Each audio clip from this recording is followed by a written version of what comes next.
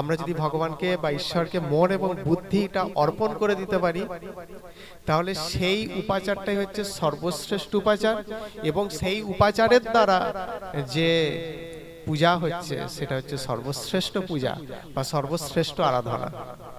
সেই জন্য ভগবান বলছে তোমার মন এবং বুদ্ধি আমাকে অর্পণ করে দাও। মন এবং বুদ্ধি যদি অর্পণ করে দাও তাহলে কি হবে?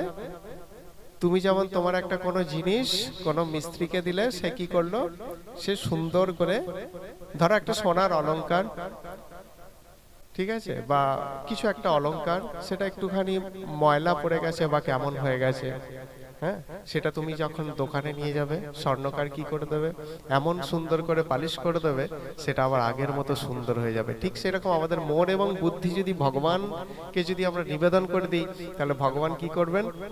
তার প্রেম রসে ডুবিয়ে দেবেন। আর একবার যদি তিনি আমাদের মন বুদ্ধিকে প্রেম রসে ডুবিয়ে দিতে পারেন, তাহলে কি হবে? আর কিন্তু আমরা তাকে ভুলতে পারি না।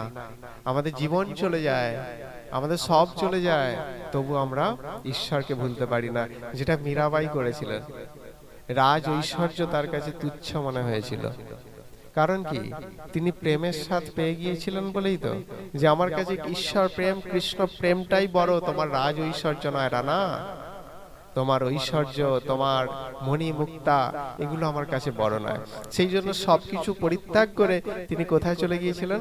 বৃন্দাবনের পথে ভিখারিনীর বেশে চলে গিয়েছিলেন। কারণ কি?